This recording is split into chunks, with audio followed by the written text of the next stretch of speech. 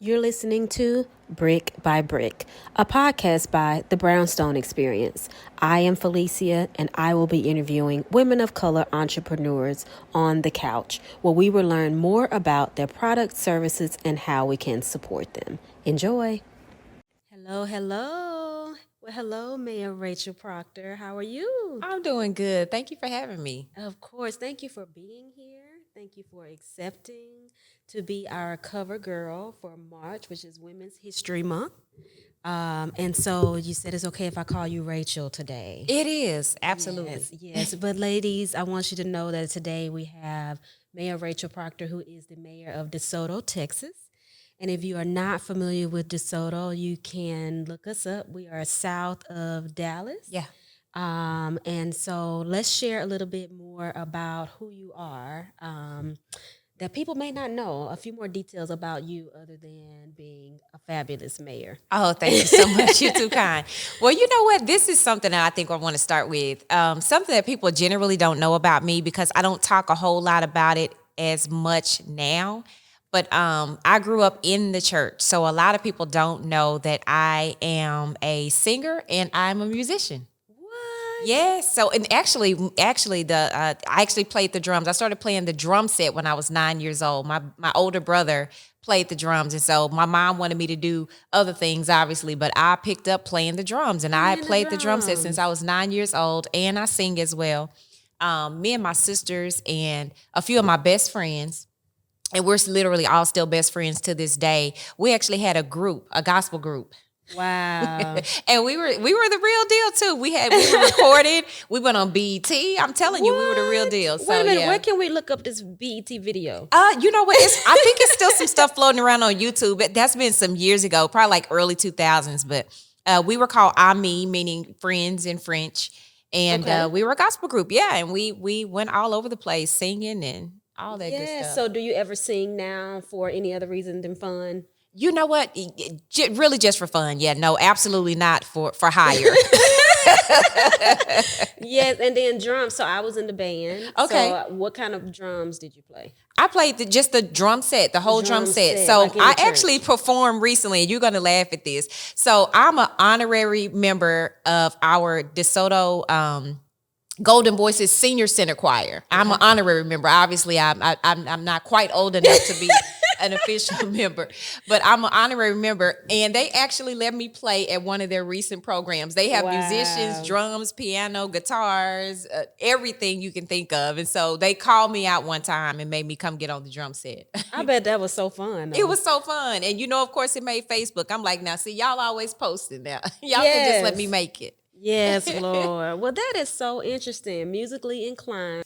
And so in your daytime job, Sure. you are a mayor. So what is that like? A lot of us can imagine, or we can assume, but what is it really like, a day in the life of being a city mayor?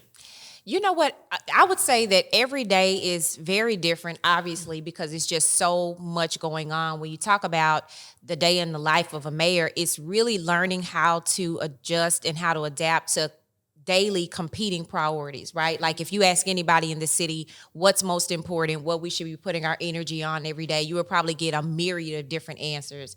And so just really learning how to manage. But I would say that it's always very interesting. One of the things that I really love as far as being mayor is really being out in the community, right? Yeah. For the obvious reasons. And just getting to know the folks in our community and seeing how we can better serve them in our roles as mayor. I think a lot of the misconception people have, and there's a couple of different levels to mayor depending on the size of your city, and just how things are structured there. You have some cities and typically you see it in a lot of larger cities like Washington, D.C., even Houston.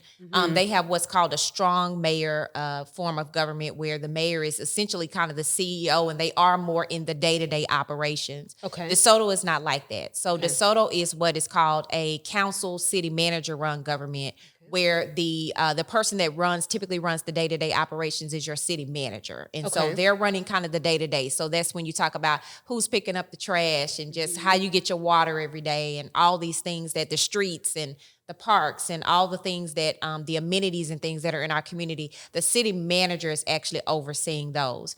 our responsibilities as mayor and council are we are the legislative body. So we're making the laws, we're making all of those decisions for you all and putting policies in place, of course, that help to enhance the quality of life of our residents. Got it. So school me, because I'm being schooled. The legislative branch, and shout out to the city manager, because I am a resident and homeowner in DeSoto, and I have loved it. We've been there for 6 years. And so thank you. Thank you for your service. It has gone pretty well. Good. And recently my 3-year-old daughter had me turn down the street in front of the high school to see the parks that's redone. It's like brand new, right? Super nice. We stopped by there. So, when people think about politics, we could, all of us probably have different opinions, but what would you advise someone who's interested in getting into politics? Sure. I think one of the things for me, and I get that question a lot, people want to be just kind of know what they need to do to get in, right? And I always say one of the first things that you should consider is that not all politics is created equal, right? Like there's different levels, there are varying areas, and involvement in politics doesn't necessarily mean that you have to be an elected official. There are people that work with those elected officials. There are people that work specifically on policy making, lobbyists. I mean, there are all forms of things that you can do in order to get involved in politics. So I would say the place to start is really looking at where do you want to get involved in politics. You have local, which is typically what my role as mayor, very local, which I believe are closest to the people, right? Because we're right there on the ground, in the grocery store, in line at the restaurant, whatever, and we're always kind of right there at the people. And I think the higher you go, obviously, from a proximity standpoint, you get further and further away from the actual constituents and the people that you serve. So you have the state, state government, then you have your federal government. And so just really seeing what area from that facet that you want to get involved in, and then how. And then and I would say even play to your strengths, right? Like what are your natural strengths from that aspect? And I think let that guide you in terms of like where you ultimately land at. For me, or I wonder if people think about titles, before they think about their strengths. What are your strengths, and then do the research on what roles best fit your strengths. Yeah. Versus working the other way. Yeah, absolutely. Playing to your strengths is very important, because I think sometimes we look at the titles and we try to let that guide us. So we seek after these titles instead of looking at where can we be most effective. Yes. Right? Yes. And so I think that is so important for anybody looking to get involved, not only in politics, but just any area, is to really look at where can I be most effective given my natural strengths and my talents and my personality, right? If you're very introverted, politics is probably not, the area that you want to go in. Not that introverts, because I consider myself to be introverted in many ways, but if you don't really, like a lot of just that interaction, or if that drains you, then that may not be in terms of being the front person, may not be for you, but maybe more behind the scenes in terms of, like I mentioned, creating policy and just all those other things, or running campaigns. I mean, if you're very strategic, that may be something that may interest you. And that's still a way to really get involved in the process in terms of democracy and politics and how that goes. How that goes. So you started off in the city council? I did. Okay. So I actually started off on the city council. So my story is very, very, well, not necessarily unique, but kind of unique. You don't hear it a whole lot. So I grew up in DeSoto. My family moved to DeSoto when I was in the 3rd grade, and I graduated from DeSoto High School, left and went to college, and then bought my first home in the city of DeSoto. That's amazing. And what's funny about that is because, like I said, my dad was a pastor and a businessman, and we were not a very political family at all. We didn't talk about politics around the table, any of that stuff. Like, for all I knew, Jesus was our president, and that was what we knew, right? Like, we didn't really get involved. However, with my dad being in the ministry, our family was always involved in the community and always involved with the service aspect of everything. Yes. And so I remember coming back to DeSoto, buying my first home, and getting my very first tax bill in the mail, my first property tax bill. And if you've been in DeSoto long enough, you know that there sometimes, especially during that time, there was a nice little luxury tax. And so I was kind of shocked. I didn't really know what to make of it all because nobody told me about, all of the things that come with owning a home. And so, I started getting involved and I'm like, well, where is this money going? Who are these people? All these things. And so I started really getting involved in like my HOA.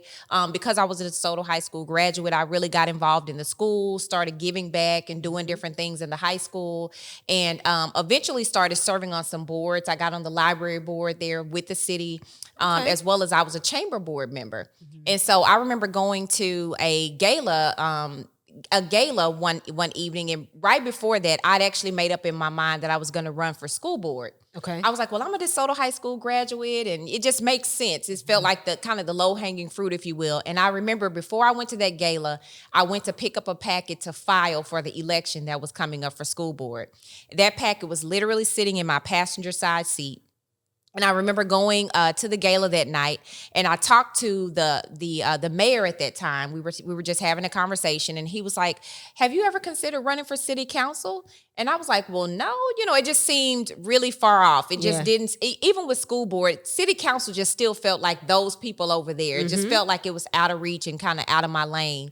And so he was like, "Well, we have a special election that was coming up at the time because I guess one of the council members at the time had moved out of the district, so it opened up a vacancy on the city council."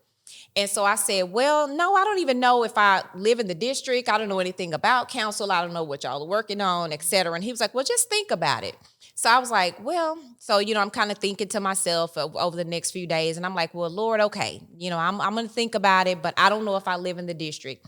And so I was like, well, if it's for me to do this city council thing instead of school board, then you'll make it very clear. Yes. So I'm going to tell you how funny God is when it comes to our plans versus his. And so I was like, well, I don't think I live in the district. So what happened was the year before that, they had just done redistricting, meaning they had just redrawn the boundary lines in terms of where the council districts were. I kid you not.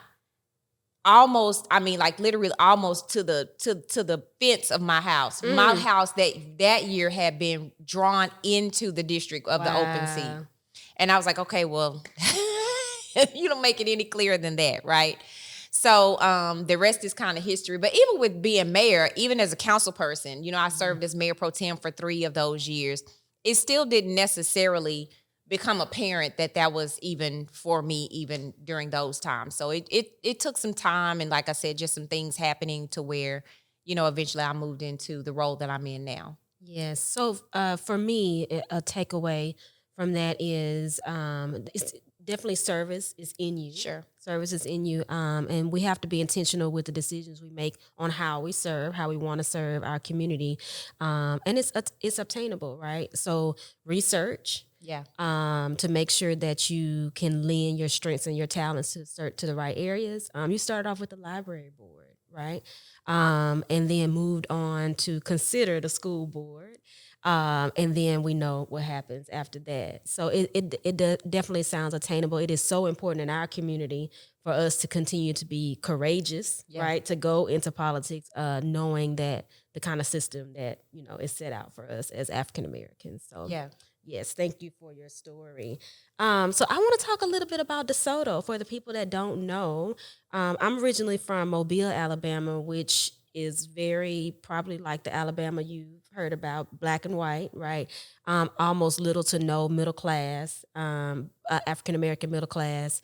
And so moving to DeSoto was like so eye-opening to me to see a city where there's such a thriving black middle class. So can you share a little bit more about the rich history of DeSoto? Sure. So again, I grew up in DeSoto. So I actually grew up, and a lot of people, if they're just kind of recently becoming acquainted with DeSoto and a lot of the things that we know DeSoto to be now, they're very surprised to hear that DeSoto was actually once a more affluent white community. Yes, I remember being in some of my classes as a small child and sometimes being the only African American in my classes. Wow. So it's very much so. So what was that, the 80, what is that? That was early 90s, so 90s. Like 91, 92. So we're talking about a span of it has changed like that. Yeah, so I think so. And what happened was kind of a phenomenon, and some people refer to it honestly as white flight, where there's a period where just kind of one demographic moves out and another begins to move in. And so that really started to happen in DeSoto as more people again started moving north or either moving even further south, like when you go into Ellis County, places like that. And so that was one of the things that started to really shift in terms of demographics in DeSoto, probably early 2000s, even maybe around like 2010, 11-ish, we started to really see it to where it became obvious that things were really changing in our community. Wow, that's more recent than I thought. Yeah. Oh, absolutely. Yeah, absolutely. So what are some of those statistics that's happening right now that we're living in? So DeSoto right now is about 68% African American, which is huge, which also lends itself to a lot of our businesses and a lot of the economics in DeSoto around just African Americans and what it means to even generate wealth. DeSoto has always been a very affluent community. It's just now, again, just kind of shifting to where it's a more affluent African American community. So a lot of the CEOs that we know about and a lot of the African American electeds and just really prominent figures, a lot of them, live in DeSoto. And DeSoto's a really community that I'm obviously very proud of for some of the obvious reasons. But I think a lot of people don't really realize that a lot of times being a majority minority community gets a very negative stereotype, right? Like it's looked at upon as something negative. But DeSoto is really shifting that narrative in terms of looking at being a majority minority community as a place of Black excellence, as a place of where we really do things at another level. And DeSoto is really carving out its own place and its own niche in our region as really a place for arts, culture, and all things greatness, if I must say so myself. Yes, I love it. I love it. So my last question, which ties directly into some of the things you shared, is how do you believe as Black women, because we are like breaking glass ceilings, doing all the things right nationally, right? Starting businesses at record paces, getting degrees at record pace. How do you think, or how do you also see it happening now in DeSoto, perhaps, Black women can collectively increase or enhance our economic power in our communities? I would say, and I'm big on relationships, right? So I have this saying, and I always say, progress moves at the speed of relationships. So when we talk about the ability of what we have to basically lift each other and just lift each other as a community, I think one of the things that I think of, and again, I'm an entrepreneur. Like I said, I've literally never worked in corporate America. I've always been, I can remember being 13 years old, learning how to make payroll in my dad's office, right? So I'm always a proponent of entrepreneurship. I love entrepreneurship. I think it's one of the fastest ways, if you want to look at it that way, in terms of building that wealth and closing that wealth gap. However, I'm not naive enough to even suggest that everybody is called to entrepreneurship, right? But I think that one of the things that we can all do is really help each other in terms of just the things that we know in terms of financial literacy, the things that we are exposed to, really using those relationships and those opportunities to really build together in terms of whether that's investing, right? And just learning what it means to invest and learning what it means to buy real estate and learning what it really means to be financially a good financial steward over the things that we have collectively as a community. And really utilizing relationships and helping each other as we continue to share that knowledge. I think that sometimes we obtain, and I'll just say I'll put myself in there too, right? We get knowledge, but we don't really share it or present it in a way to where it can help somebody else as we continue to build in our own lives. And so I think that's one of the main ways that we can really start to really see it to grow and bolster in our communities is when we really work together and build those relationships. Absolutely. I love your saying, progress moves at the speed of relationships. Yes. That's it. I like it. So I also hear each one teach one. Yeah. I really believe in that. And then lastly, don't gatekeep. Yeah. Right? When you get information, when you have information, when you learn, teach. So we're going to take that from Mayor Rachel Proctor, who is definitely a living example of service and relationships and being in the community. Thank you. Like if you're just taking off all of, the titles and work and everything else you do to serve in our communities, what do you do for fun? So I am pretty laid back when it comes to fun. I don't know. People think I'm just like I said, I can be really, really laid back. So one of the things that I think I do just for fun and to unwind, if you will, I love movies. I love to go to movies or whatever. But I think now since the pandemic has kind of shifted a little bit in terms of movies, so even just like a movie night at home, I love to be with friends. And so that's one of my things is checking out movies. I also like to try new restaurants, fine dining. Yes, yes, yes, yes. So nice. So you like movies. Have you seen, I think we talked about You People. Yes, I did see it. It was very interesting. It was interesting. Yeah, it definitely sparked some conversations and some things for me and my friends. Yeah. Let me tell you what's funny. It was late night, so after they walked up to each other at the very end and said, "This isn't gonna work," I fell asleep. And so the next morning, Rod wakes up and he was like, "Did you enjoy it?" I was like, "Yeah, I didn't think it was going to end like that." And then I saw on social media that somebody posted a clip. I said, "Wait a minute, I think I need to go back and watch it." So they actually did get married. So it ended up being a really good twist. And yes, great conversations around all the things. All of that, yeah. All the things, yes. I'll end with this. What would you share with the next generation of young girls coming behind us? You know what? One of the things I always think about, what would I have wanted somebody to tell me when I was their age, right? And for me, I think I keep everything. I'm very nostalgic in that way. So sometimes I'll go back and look at my yearbooks, and I have a yearbook from third grade. It was the first year that we had lived in DeSoto, and there was you know how people used to write messages and stuff in your yearbooks at the end of the year, and you would leave stuff, and so you could go back and read it. One of my teachers put in my yearbook, she said, "Hope you have a great summer. You're really a great student." She said, "You should share your ideas more. You have really good ideas." And so I looked at that and I was like, I wonder what made her say that. But I can think back as a child a lot of times, because I had these crazy outlandish, or what I felt like were crazy outlandish ideas. I would always hesitate to really share, especially amongst groups, right? For fear of people thinking the idea was crazy or the idea was dumb.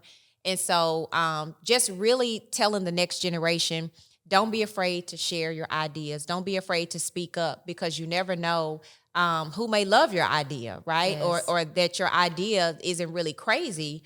Maybe your idea is just innovative, right? Maybe your idea is risky, but it may be something that really could change lives for people. And so just really speak up and share your ideas. And so I always want to, and I saw her recently in 2015.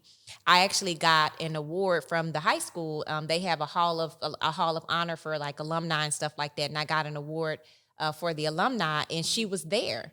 And I told her, I said, I tapped her, I said, "You probably don't remember this, but you wrote in my yearbook that I should start sharing my ideas more."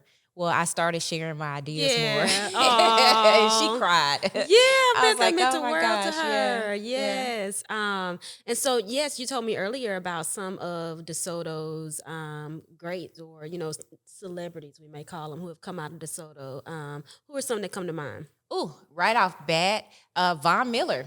Okay. Super Bowl MVP. And most recently, and I think we're super proud of this because, DeSoto is known a lot for athletics. And I mean, DeSoto's had probably more NFL players to come out of DeSoto than any other area, right? In terms of just a real our so a lot of times when people think of DeSoto, they think of that. But this week, actually, at the time of this taping, rather, we had our fine arts. She is our choral instructor, Miss Pamela Dawson. Yes. She actually received a Grammy Yes. for Music Educator of the Year. And when I tell you, when Trevor Noah shouted her out, and shouted out DeSoto, Texas on that Grammy screen, and she was shining like a bright diamond, Yes. we were all so proud and so excited that she brought that type of recognition to DeSoto. People say a lot of things about DeSoto, but one of the things that they'll never be able to deny is the greatness that comes out of our community. Absolutely. Absolutely.